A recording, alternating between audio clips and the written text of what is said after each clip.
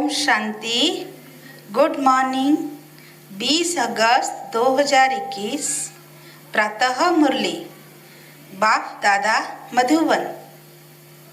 मीठे बच्चे, बाप के राइट हैंड बनना है तो हर बात में राइटियस बनो, सदा श्रेष्ठ कर्म करो। आज का प्रश्न, कौन सा संस्कार सेवा में बहुत विघ्न डालता है? उत्तर, भाव स्वभाव के कारण आपस में जो दैत्य मत के संस्कार हो जाते हैं वह सेवा में बहुत विघ्न डालते हैं। दो मतों से बहुत नुकसान होता है। क्रोध का भूत ऐसा है जो भगवान का भी सामना करने में देरी न करे। इसलिए बाबा कहते हैं, मीठे बच्चे, ऐसा कोई भी संस्कार हो तो उसे निकाल दो। गीत, तकदीर जगा कर आई हूँ। ओम शांति। मीठे मीठे रूहानी बच्चों ने गीत सुना। रूहानी बच्चों अर्थात शिव बाबा जो सुप्रीम रूह है, उनके बच्चों आत्माओं ने शरीर रूपी कर्म इंद्रियों द्वारा गीत सुना। अब तो बच्चों को आत्म अभिमानी बनना है। बहुत मेहनत भी है। घड़ी घड़ी अपने को आत्मा समझ बाप को याद करना है। यह है गुप्त मेहनत। बाप भी गुप्त तो मेहनत भी गुप्त कराते हैं। बाप स्वयं आकर कहते हैं, बच्चों मुझे याद करो, तो कल्प 5000 बरस पहले माफिक फिर से सतो प्रधान बनेंगे। बच्चे समझते हैं हम ही सतो प्रधान थे, फिर हम ही अब तमो प्रधान बने हैं। सतो प्रधान बनना है जरूर। गीत में भी कहते हैं, तकदीर जो गंवाई हुई है वो फिर पाने के लिए तदबीर कराने वाला एक ही सर्वशक्तिमान बाप है, क्योंकि सबको पावन बनाते हैं ना।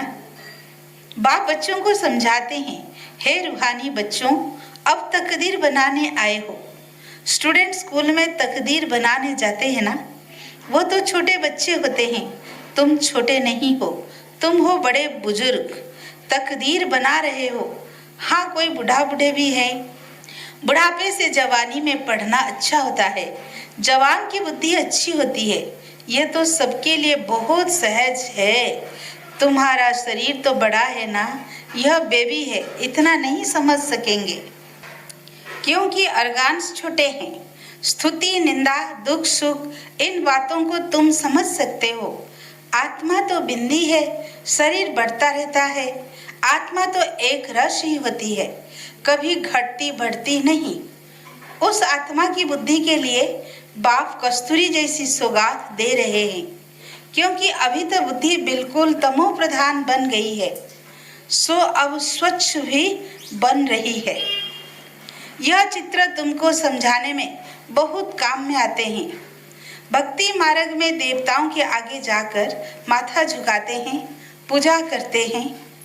आगे तुम भी अंधश्रद्धा से जाते थे, शिव के मंदिर में जाते थे। तुमको यह थोड़ा ही पता था कि यह शिव बाबा है। बाबा से जरूर वर्षा मिला है, तब तो उनकी महिमा गाई जाती है। कोई अच्छा काम करके जाते हैं तो उनकी महिमा गाई जाती है। स्टैंप बनानी चाहिए शिव बाबा की। शिव बाबा गीता सर्वनाइजर, यह स्टैंप सहज बन सकेगी। वह बाप सबको सुख देने वाला है। बाप कहते हैं, मैं तुमको सुखधाम का मालिक बनाने वाला हूँ। बुढ़िया भी यह तो समझती होगी कि हम आए हैं शिव बाबा के पास, जो विचित्र हैं, जिसने इस चित्र तन में प्रवेश किया है। निराकार को विचित्र कहा जाता है। बुद्धि में रहता है हम शिव बाबा के पास जाते हैं, जिसने यह टेम्पररी चित्र धारण किया है। पतितों को पावन बनाए, मुक्ति जीवन मुक्ति देते हैं, अथवा शांति धाम सुख धाम में ले जाते हैं। मनुष्य शांति के लिए ही कोशिश करते हैं। भगवान मिले तो शांति मिले, सुख के लिए पुरुषार्थ नहीं करते हैं। बस बाप के पास घर जाएं, भगवान मिले। इस समय सब मुक्ति की चाहना रखने वाले हैं। जीवन मुक्ति लेने वाले सिर्फ तुम ब्राह्मण ही हो, बाकी सब मुक्ति की चाहना रखने वाले हैं। जीवन मुक्ति का रास्ता बताने वाला कोई है ही नहीं। सन्यासियों आदि के पास जाकर शांति मांगते हैं। कहेंगे मन की शांति कैसे मिले? जो भी रास्ता बताने वाले हैं वह है ही मुक्ति में जाने वाले। मोक्ष क्या होता है वह भी बुद्धि में नहीं आता है। तंग होकर कहते हैं मुक्ति में जाएं तो अच्छा है। वास्तव में मुक्ति धाम है आत्माओं के रहने का स्थान। इतने सेंटर्स पर बच्चे हैं, सब जानते हैं कि हम नई दुनिया के लिए राज्य भाग्य लेते हैं। बाबा हमको नई दुनिया का राज्य देते हैं। कहाँ देंगे? नई दुनिया में देंगे व पुरानी दुनिया में देंगे। बाप कहते हैं मैं संगम पर आता हूँ। मैं ना सतयुग में ना कलयुग में आता हूँ, दोनों के बीच में आता हूँ। बाप तो सबको सदगति देंगे ना, ऐसे तो नहीं दुर्गति में छोड़ जाएंगे। सदगति और दुर्गति इकट्ठे नहीं रह सकते। बच्चे जानते हैं यह पुरानी दुनिया विनाश होनी है, इसीलिए इनसे प्यार नहीं रखना है। बुद्धि कहती है बरोबर अभी हम संगम युग पर है, यह दुनिया बदलने वाली है। अब बाप आया हुआ है।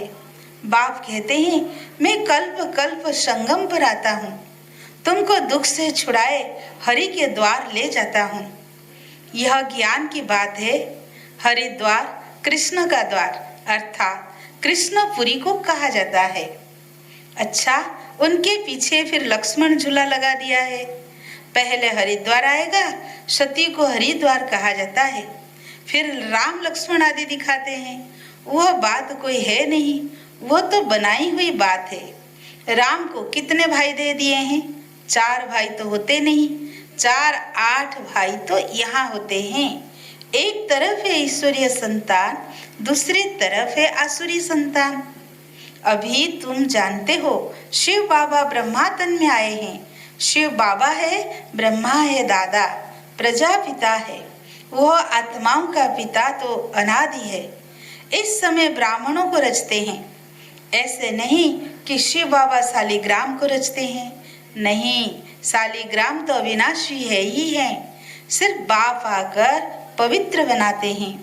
जब तक आत्मा पवित्र नहीं बनी है तब तक शरीर कैसे पवित्र बन सकता? हम आत्माएं पवित्र थी तो सतो प्रधान थी, अभी अपवित्र तमो प्रधान है, फिर सतो प्रधान कैसे बने? यह तो सहज समझ की बात है। तुम इस समय खाद पड़ने से पति तमो प्रधान हो गए हो, अब फिर सतो प्रधान बनना है। हिसाब किताब चुक्त कर सब शांति धाम व सुख धाम में आएंगे। आत्माएं निराकरी घर से कैसे आती है उसकी यादगार भी क्रिश्चियन लोग झाड़ में बल्ब लगाकर मनाते हैं। तुम जानते हो यह सभी धर्मों की अलग अलग शाखाएं हैं। वहां से आत्माएं कैसे नंबरवार नीचे उतरती हैं, यह नॉलेज तुमको मिल गई है। हम आत्माओं का घर शांति धाम है। अभी है संगम, वहां से सब आत्माएं आ जाएगी, फिर सब जाएंगे। प्रलय तो होने की नहीं। तुम जानते हो हम बाबा से तकदीर बनाने फिर से स्वराज्य लेने आए हैं। यह कोई कहने मात्र नहीं है, याद से ही वर्षा मिलेगा। बाप कहते हैं देह सहित जो भी देह के मित्र संबंधी आदि है सबको भूल जाओ। चित्र और विचित्र है ना, विचित्र उनको कहा जाता है जिनको देखा नहीं जाता है। यह बहुत महीन बातें हैं। आत्मा कितनी छोटी है, उनको घड़ी घड़ी पाठ बजाना पड़ता है और किसकी बुद्धि में ऐसी बातें है नहीं। पहले पहले तो यह बुद्धि में बिठाना है कि हम आत्मा है, वह हमारा बाप है। उनको ही पतित पावन है भगवान कहकर याद करते हैं। दूसरी कोई जगह जाने की दरकार नहीं है, तो याद भी एक को करना चाहिए ना। भगवान को याद करते हैं तो जरूर उससे कुछ मिलने का होगा। फिर दर दर धक्के क्यों खाते हो? भगवान को तो परम धाम से आना पड़ेगा ना। हम तो जा नहीं सकते क्योंकि पतित है। पतित वहां जा न सके। अभी तुम वंडर खाते हो। भक्ति मार्ग का पाठ कैसे वंडरफुल है। एक भगवान को ही याद करते हैं, हे ईश्वर, हे परम पिता, ओ गॉड फादर। जब वह एक ही है फिर दूसरी तरफ धक्के क्यों खाते हो? वह एक ऊपर में रहते हैं, परंतु यह सब नूंद है। ड्रामा अनुसार भक्ति करते हैं, बेहद बेसमझी से। अभी तुम फिर बेहद समझदार बनते हो। श्रीमत पर चलने वाले ही समझदार बनते हैं। वो फिर छिपे नहीं रह सकते, वो सदैव श्रेष्ठाचारी काम ही करेंगे। बाप कहते हैं हम दुख करता सुख करता है, तो बच्चों को भी कितना मीठा बनना चाहिए, बाप का राइट हैंड बनना चाहिए। ऐसे बच्चे ही बाप को प्रिय लगते हैं। राइट हैंड है ना? तुमको मालूम है लेफ्ट हाथ से इतना काम नहीं कर सकते हैं, क्योंकि राइट हाथ राइटियस काम करते हैं। इसलिए इस राइट हाथ को भी शुभ काम में लगाते हैं। पूजा हमेशा राइट हैंड से करते हैं। बाप कहते हैं हर बात में राइटियस बनो। बाप मिला है तो तुम्हें खुशी होनी चाहिए। बाप कहते हैं मामे कम याद करो तो फिर अंत मति सो गति हो जाएगी। मत और गत व गति करने की मत एक ही है, गाया भी जाता है। ईश्वर की गत मत ईश्वर ही जाने, पतित पावन वही है। वह जानते हैं मैं मनुष्यों को पावन बनाए दुर्गति से सदगति में कैसे ले जाऊंगा। भक्ति मार्ग में कितनी मेहनत करते हैं, परंतु सदगति होती नहीं, फल कुछ भी मिलता नहीं। सदगति देने वाला तो एक ही बाप है। भक्ति में जो जिस भावना से पूजा करते हैं उनको वो फल देने वाला मैं ही हूँ। वो भी ड्रामा में नूंद है, उनको आपे ही मिल जाता है अपने अपने पुरुषार्थ से। अब पवित्र भी अपने पुरुषार्थ से बच्चों को बनना है। बाप कहते हैं मीठे मीठे बच्चे बाप को याद करो, वही सर्वशक्तिमान ऑलमाइटी अथॉरिटी कितना अच्छा बनाते हैं। तुम सब कुछ जान चुके हो, फिर बाप से वर्षा ले रहे हो। रचयिता और रचना की नॉलेज तुम्हारी बुद्धि में है। तुम जानते हो यह नॉलेज हमारे में नहीं थी। यज्ञ तप आदि करना, शास्त्र आदि सुनना, यह है शास्त्रों की नॉलेज।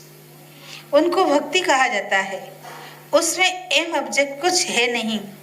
पढ़ाई में एम ऑब्जेक्ट रहती है, कोई ना कोई प्रकार की नॉलेज होती है। हमको पतित से पावन बनने की नॉलेज पतित पावन बाप ने दी है। सृष्टि के आदि मध्य अंत की नॉलेज बाप ने दी है। यह सृष्टि चक्र कैसे फिरता है, इसमें सभी एक्टर्स पार्टधारी हैं। यह अनादि नाटक बना हुआ है। यह बेहद की नॉलेज तो जरूर होनी चाहिए। तुम बच्चे जानते हो अभी हम घोर अंधियारे से निकल घोर सोझरे में जा रहे हैं। तुम अभी देवता बन रहे हो।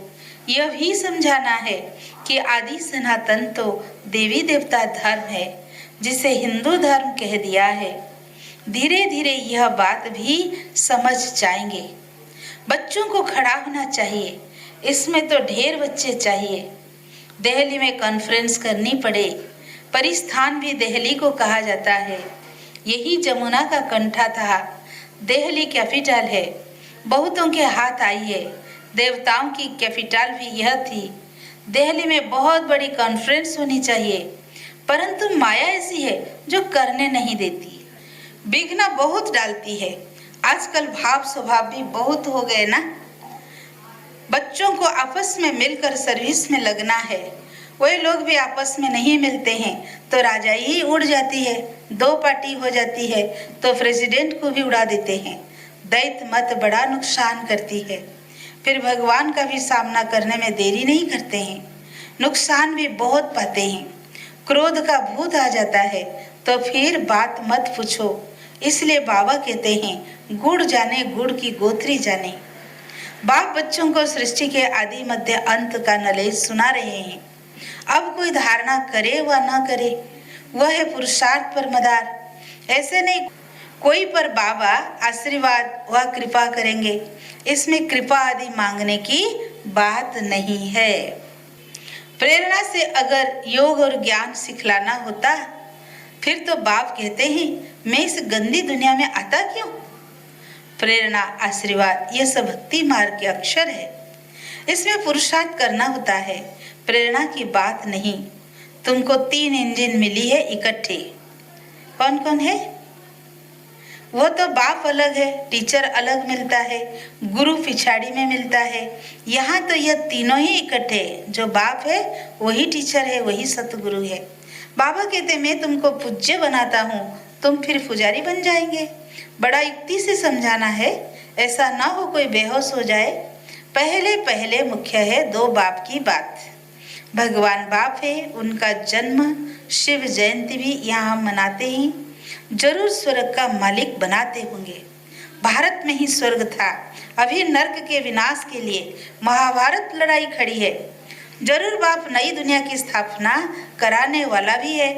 बाप की श्रीमत पर ही हम कहते हैं कि भारत को हम पावन बनाकर ही छोड़ेंगे। अच्छा, मीठे मीठे सिकी लधे बच्चों प्रति माता पिता बाप दादा का याद प्यार और गुड मॉर्निंग। रूहानी बाप की रूहानी बच्चों को नमस्ते। हम रूहानी बच्चों की रूहानी बाप दादा को याद प्यार, गुड मॉर्निंग, नमस्ते नमस्ते।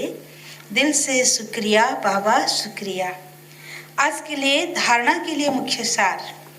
फर्स्ट पॉइंट, जैसे बाप दुख हरता सुख करता है, ऐसे बाप समान बनना है, बहुत मीठा बनना है, सदा शुभ काम करके राइट हैंड बन जाना है। सेकेंड पॉइंट, कभी 2 मतें नहीं बनानी है, भाव स्वभाव में आकर 1-2 का सामना नहीं करना है, क्रोध का भूत निकाल देना है। आज का वरदान, फरियाद को याद में परिवर्तन करने वाले स्वतः और निरंतर योगी भव। संगम युग की विशेषता है अभियवी पुरुषार्थ, अभियवी प्रत्यक्ष फल, अभिस्मृति स्वरूप, अभिप्राप्ति का अनुभव। भविष्य की गारंटी तो है ही, लेकिन भविष्य से श्रेष्ठ भाग्य अभी का है। इस भाग्य के नशे में रहो तो स्वतः याद रहेगी। जहाँ याद है वहाँ फरियाद नहीं। क्या करें, कैसे करें, यह होता नहीं है, थोड़ी मदद दे दो, यह सब है फरियाद।